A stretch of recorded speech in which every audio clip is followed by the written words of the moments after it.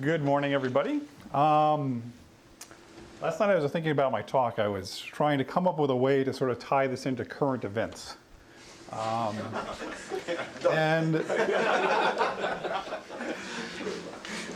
I got a laugh out of that already. I was thinking about trying to come up with a joke, but I realized there wasn't really any good joke that I could come up with that wasn't depressing to the American audience. So instead, let me say this, and it is related to my talk. So current events sort of makes me realize how difficult it is for groups of people who have ostensibly the same goal, but very different perspectives on things to try to work together and to communicate. Okay, and our election is a microcosm or macrocosm of that. Okay, it just makes me appreciate the opportunity to come to Simons. Thanks to the sort of organizer of Simons for me to be here for the whole term. But it lets me appreciate that Simons is a place where people with a lot of different views on things can come together and explain them to each other and make the world a bit better of a place. So I kind of wonder whether Simons should maybe start a political version of itself and try to bring together some people of different political views and sort of communicate with each other. We have to introduce the notion of truth and proof. But in any case, the two perspectives I'm going to talk about today are the sort of the perspectives of circuit complexity and and perspective of descriptive complexity, much like Ben was talking about earlier. So I'll confess that I am, when I see computation, unlike Neil, I think about circuits rather than logics. Okay? But I share the same goal of trying to understand what computation is, and hopefully sort of our ability to sort of shift between these two models and maybe other ones can lead us to a better understanding of what is computation. So what I'm going to talk about today is some joint work that I did with Anuj when I did a postdoc in Cambridge several years ago. And what we came up with was sort of a characterization of fixed-point logics in terms of a circuit model that's very natural and sort of respects the symmetry of the fixed-point logic computation. So some of my slides are probably going to be repetitive for things that you saw last time. So things that Neil talked about and things that Ben talked about, I may repeat myself. But I know later when Greg talks, he's going to repeat some of the things that I say, so I figure that's all right. By the end of the week, we'll understand. Sure. Doesn't help to repeat. So the main question that I'm interested in is there a logic that expresses exactly the polynomial time computable properties of relational structures which are unordered? Okay, this is the question that I'm interested in. This is what Neil spent a lot of time talking about yesterday. Okay. As he also mentioned, we know that when we have an ordered structure, fixed-point logic is able to do basically everything that polynomial time can. And I usually call this the Emmermann-Vardy result, or theorem. And we also know that without this order, fixed-point logic is not very strong. It can't even determine whether the size of a universe of a structure is even or odd. All right? So let me talk about a generalization of this, which Neil also talked about. It's called FPC, fixed-point logic with counting. It's basically iterated fixed point or inflationary fixed point where you add a counting mechanism. Okay. And we know that this is not P, but it's also capable of doing lots of things, so it's interesting to study what it's actually able to do. In formulas of FPC, there are two types of variables. One which range over sort of which is sort of the base domain of the structure. And another sort of variables which range over the numbers from 0 to the size of the structure. All right? And these are connected via sort of this counting quantifier, hashtag. Whenever I do hash in class, students say, "You mean hashtag, right?" So hashtag x of phi denotes how many times a particular element of the universe satisfies phi. Okay. And we have, so numbers are naturally ordered, and the natural order is 0, 1, 2, 3 up to A.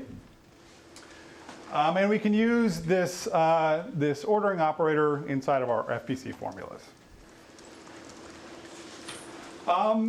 FPC on its face, it doesn't seem that powerful, but it's actually quite strong. There are some obvious polynomial time algorithms. So obvious means that the polynomial time algorithm you write down is obviously sort of in FPC, which is sort of an iterative procedure on some kind of structure. One example of this is the circuit value problem. Okay, so here you're given a Boolean circuit, which is a directed acyclic graph, where the internal gates are labeled with or, and, or not.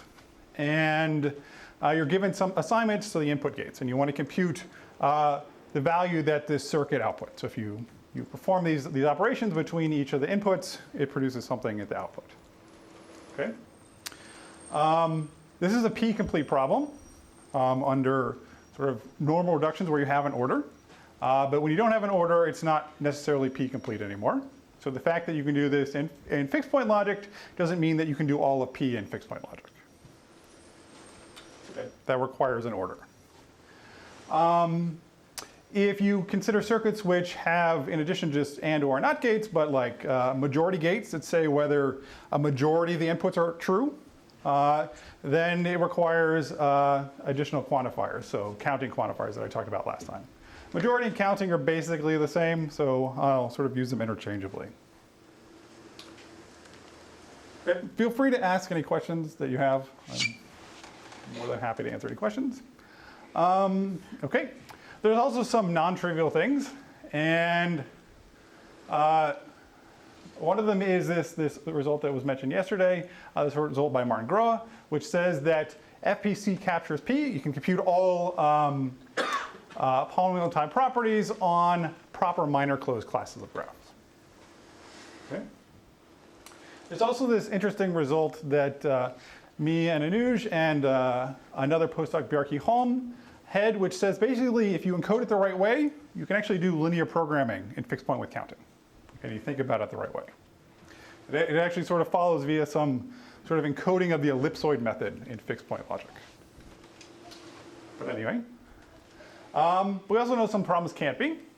For example, is this very famous example of the psi for your Immermann graph, which is basically trying to determine whether there's a twist or not in this graph with a large separator. All right, this can't be done in fixed point with counting. There's a later result that says that, in fact, you can't determine whether a system of linear equations over a finite field is solvable in FPC or not. And it uses this as part of its argument. Okay, so that's fixed point with counting. So that's one side of the picture. This is sort of the descriptive complexity side. Now I'm going to talk about the circuit complexity side. I'll probably go a little bit fast on this because Ben just told you about it, so I'll move through it quickly. So we have some language of strings of zeros and ones, and we think about them describing a function on each input length. So fn describes a function on input length n to 0, 1. Okay. We can give a model for computing said functions, say a circuit model. So let me just skip ahead to the picture. Okay, here's an example of a circuit. It's a directed acyclic graph. I always put the inputs at the bottoms and the output at the top. I know it's not always standard, but that's what I like to do. And for any given assignment of the inputs, say x1 equals 0 and x2 equals 1, we can compute an assignment for each gate. All right, and it's sort of an iterative procedure where you just sort of go from the bottom to the top and compute the value of the circuit. Right? We say that such a language is in P/poly if the circuits for each Fn, the circuit Cn has some size P of n in the input. Okay, some polynomial. All right. So this is typically called non-uniform circuits because there's not a restriction on how these circuits might be constructed. Merely that they must have small size. All right. We talk about sort of the uniform version of this. If there was a polynomial time way of taking the number n to some description, some encoding of the circuit Cn. Okay. This is the kind of uniformity we'll talk about. All the stuff later could be done with stronger notions of uniformity, but this suffices to understand what's going on. Okay. For these classes, we could also consider using majority gates in addition to these. And for the sort of the standard model here, it doesn't make a difference because you can sort of compute majority using the other gates in sort of polynomial size, but it won't be true in the sequel. Okay, it'll be definitely not true in the sequel. So let me talk a little bit about lower bounds. So here are some lower bounds. Here's one of the more famous ones by First, Sack, and Sipser. They showed that AC0 cannot decide parity. There's some other work past that. We'll talk about all of these. This is the result that Ben mentioned earlier about cake leak and AC0. And there's sort of this more recent result by Ryan Williams that shows that like ACC0 is not able to do n-time exponential, which is not very strong, but it got a lot of press because it was sort of the first progress in that direction. Can I ask a question? Yes.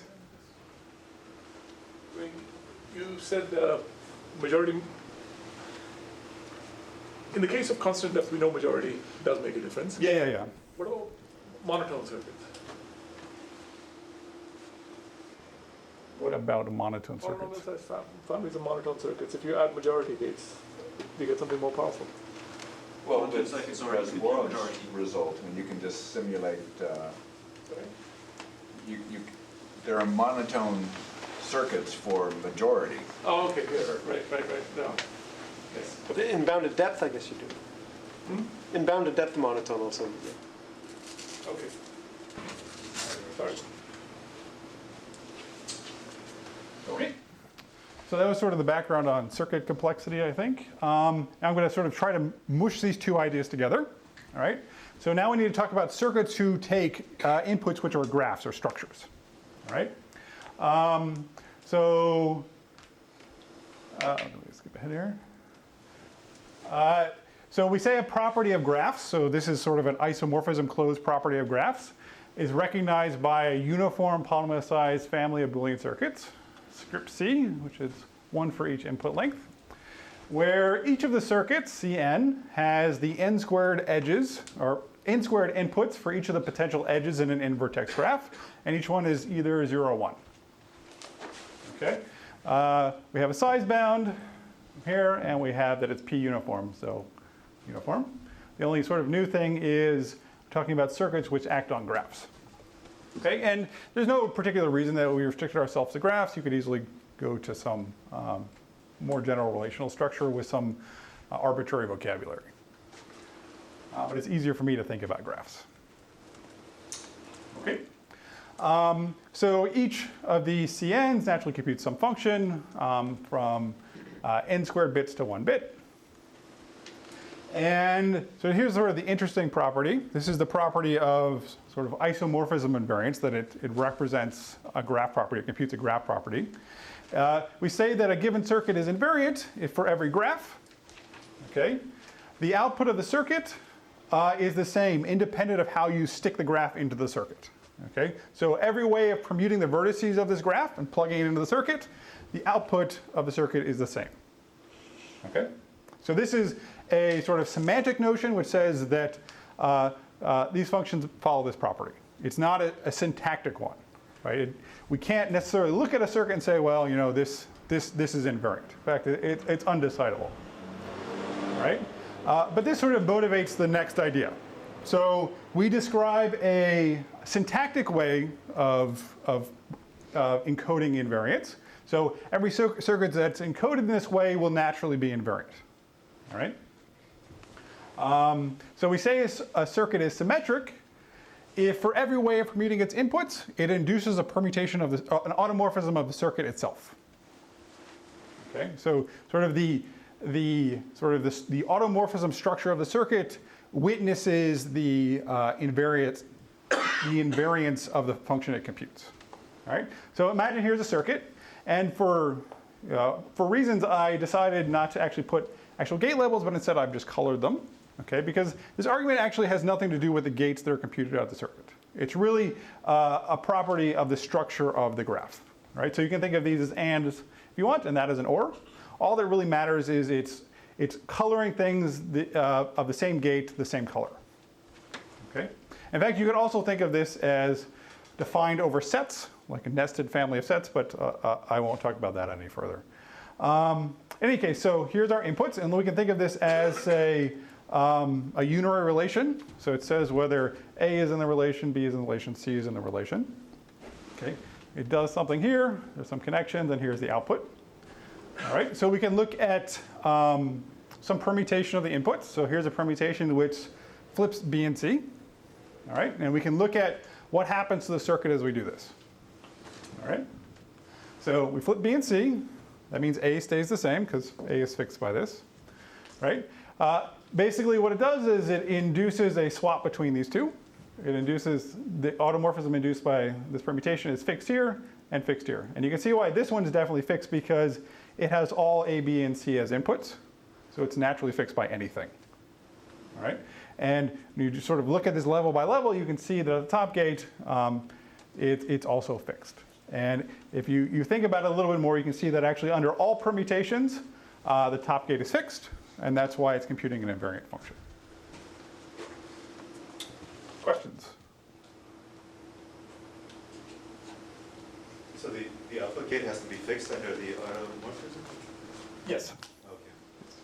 So we can look at versions which are not computing a Boolean function, but instead like a relation, and then the output gates do move around because you have more than one. But for this version, just think about it having a single output gate, which is fixed, because it's computing an invariant thing. So it should be straightforward that it's easy to argue that any invariant or any symmetric circuit computes an invariant function, but the converse is not true. Okay, there are some invariant functions which have no symmetric circuits, and we'll show that later on. So here's an example of an invariant.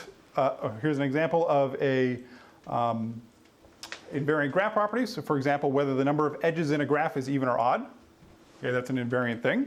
And one way to do that would be sort of to divide the edges in half, compute their even or oddness, and then join them together with one gate. You could repeatedly do this. This is not a symmetric circuit, right? Even though it's computing an invariant property.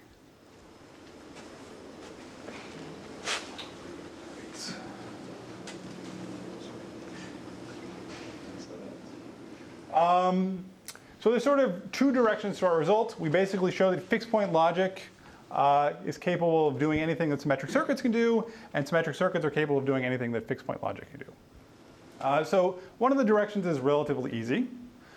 So if we have a formula of, say, fixed point logic or fixed point logic with counting, it's relatively straightforward to turn it into a small symmetric circuit which is uniform. Okay? And let me just briefly sketch out the idea.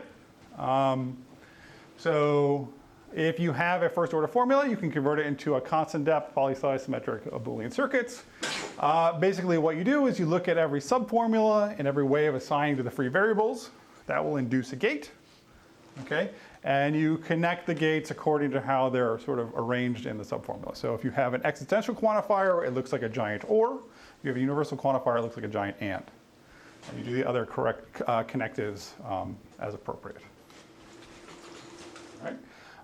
You can sort of lift this up to fixed point logic by translating the fixed point logic formula into a much deeper first order formula, sort of by iterating it, with sort of polynomial depth, but with the property that the number of free variables is bounded by some constant, sort of what appears in the original formula. Right? So you can still perform the same procedure and you get polynomial size because the number of free variables is bounded by some constant. Okay. And then the step to get to fixed point with counting is that you now have to add majority gates. You basically do the same thing, but in order to handle these majority quantifiers, you use the majority gates to encode it. Okay. Questions? I know I talked. So I just have a comment. So this is the easy part, I guess. This is just the transformation from a formula with no ordering to a symmetric circuit. Yes. Right. And the standard transformation. This is standard, yes. Okay. And majority gates can have any number of inputs, or? Yep. Unbounded.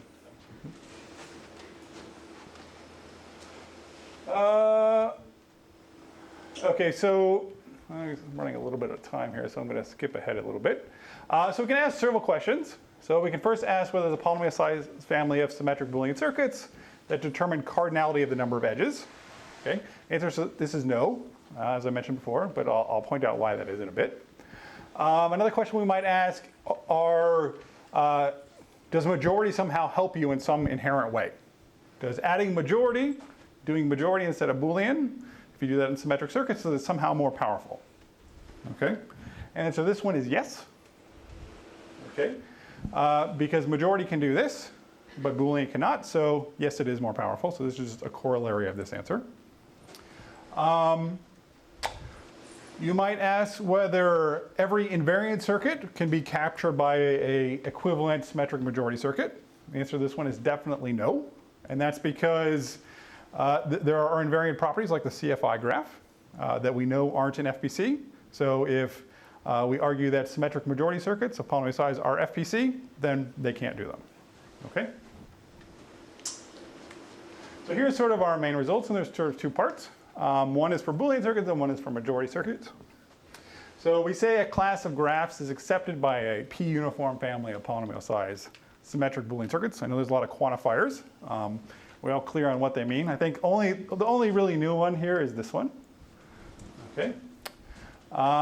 If and only if it's definable by a fixed point logic formula, which is interpreted in the base structure that you care to say something about, plus another sort of number sort which is linearly ordered. And they're separate. There's no connection between these two things, okay, other than this is the same size as that.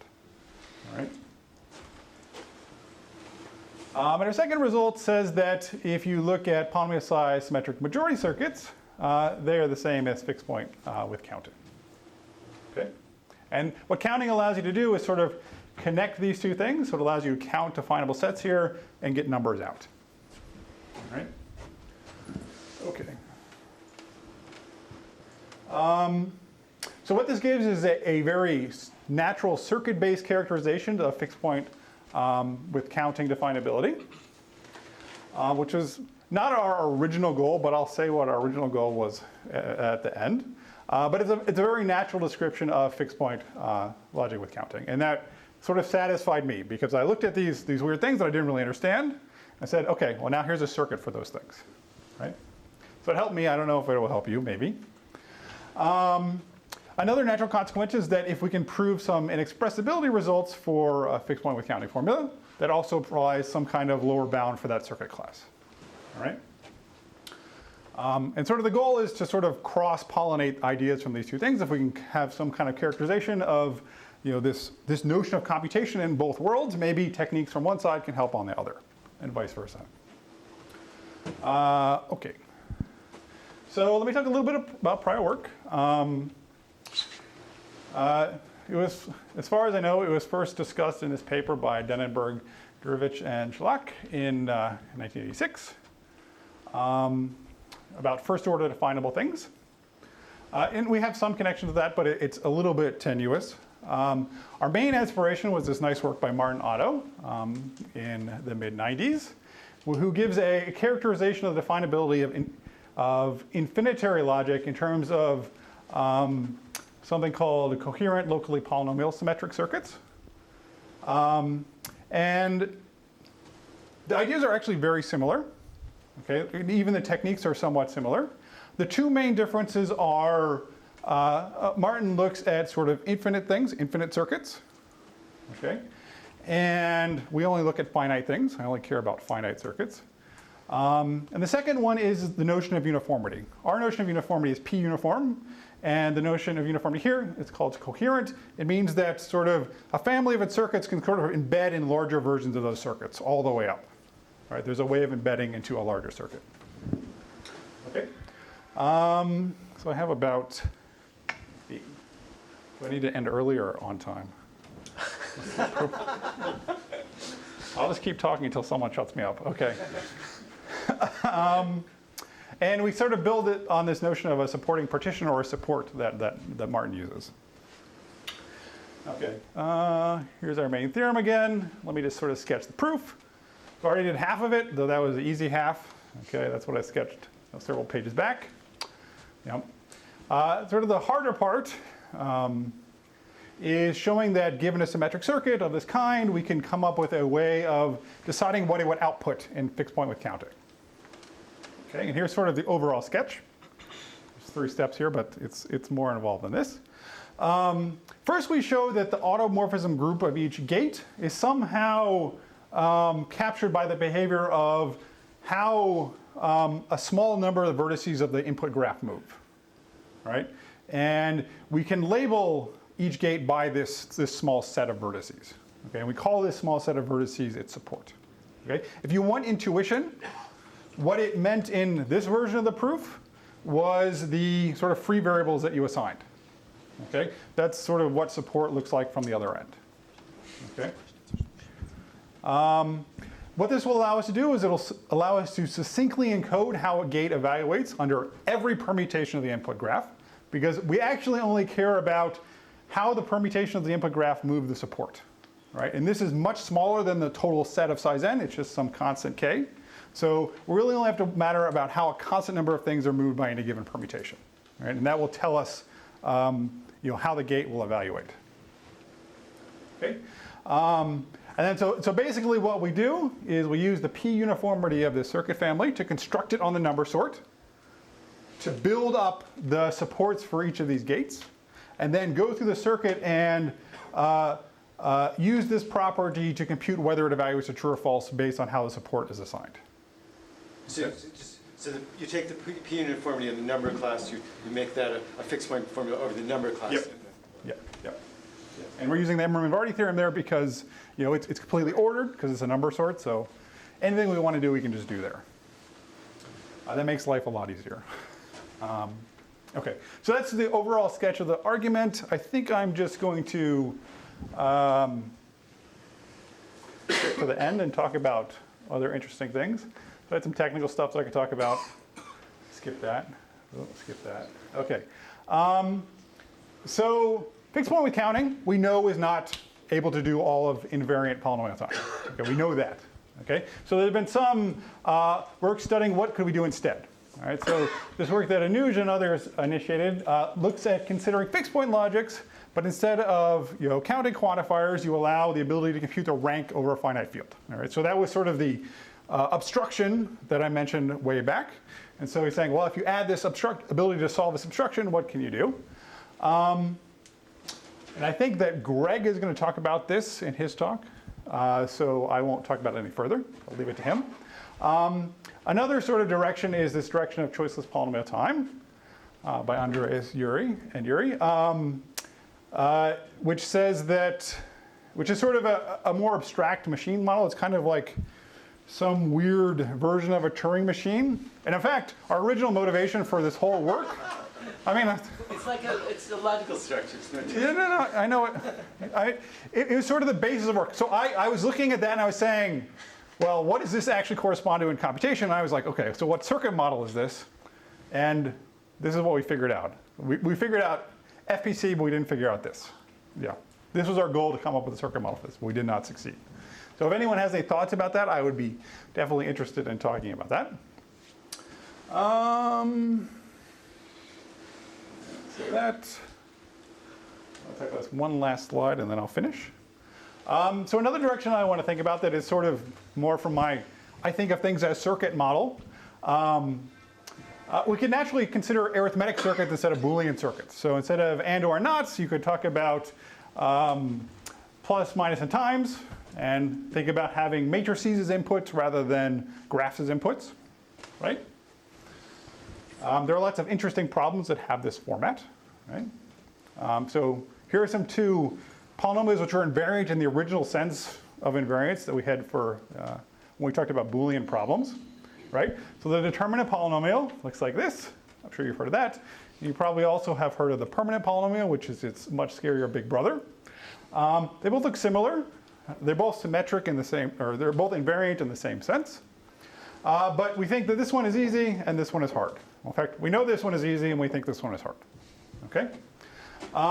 In fact, sort of the best algorithm we have for doing the permanent is algorithm, well, this formula due to Reiser. There's some more modern versions of this, but they're basically the same in terms of how big they are. this is a symmetric circuit or symmetric formula, right? And you might ask the question, is this the best symmetric circuit you could come up with for this, right? If you require symmetry, is this the best that you can do? Okay?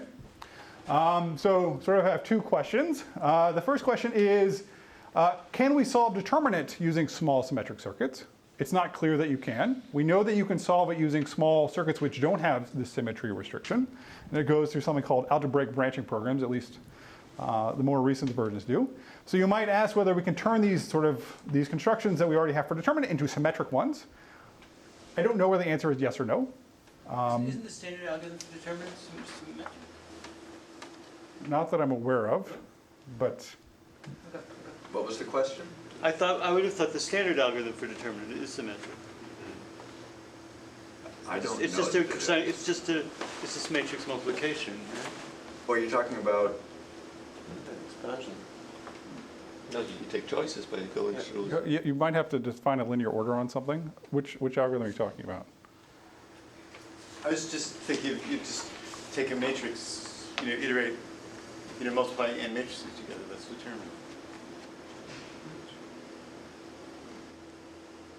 Okay. Anyway, so we take it. We'll talk it offline. Yeah. Anyway, so I think this is probably easier to answer than this one. But the alternate question is, can we show that permanent requires large symmetric circuits? Okay. And there has been some work on this that I didn't really realize. It's kind of in a different domain. It's looking at this problem of computing the permanent as a projection of the determinant.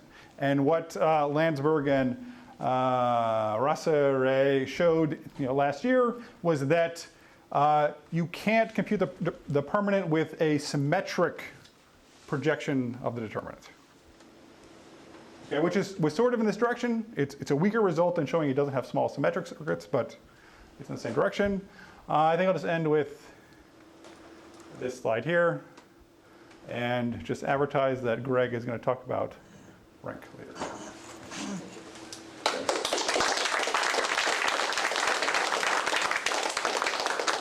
Questions?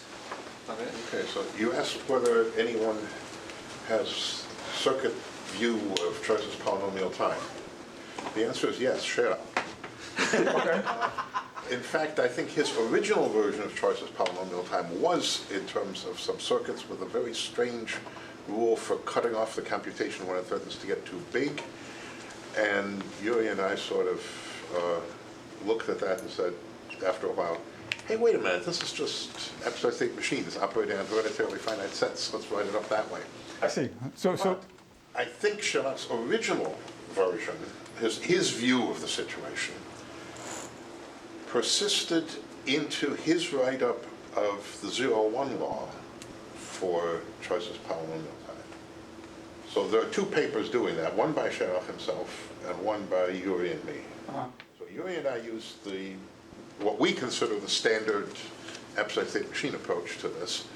But if I remember correctly, Sherlock's paper on this, the first paper, giving that proof, was written in terms that are, at the very least, closer to circuits than anything that Yuri and I have done. okay, I'll take a look at that. Thanks. There's a question coming? So is there some meaningful version of circuits which use some different operations? Use either Boolean or majority? There are a lot of operations. I don't know. I mean, there's lots of choices you could make in terms of basis. In the normal polynomial size setting, it doesn't really matter too much. I mean, obviously, the gates have to be somehow computable, or I mean, you can't say put like an oracle for solving the halting problem into your circuit, right? Without sort of breaking the notion of reasonably computable. I'm not sure I'm understanding your question. Yeah, so majority makes a difference for your context? So It does, yes. Some more operations which would make a difference. Right, so rank is one such operation that it makes a difference. So you can do things with rank that you couldn't do without it. I guess I'm just asking for more examples than on the slide. I don't think that I have too many more examples, no. Because it's weird in sort of the normal setting where you have the order, none of this matters. Anything that you compute in polynomial time, you can just make a gate of your circuit if you feel like it. But in this version, it does matter. So if I can just add in response, I mean, as you mentioned, Greg will be talking about this later in the afternoon. And one result there is that one majority, of course, can do any fully symmetric function. So as long as you restrict yourself to gates which are fully symmetric, the majority is enough. Okay. And then, but rank takes you out of that. Because you can compute any fully symmetric function by using majority with different numbers of padded constants in it. Thank you. Have a good lunch. So we meet at 2.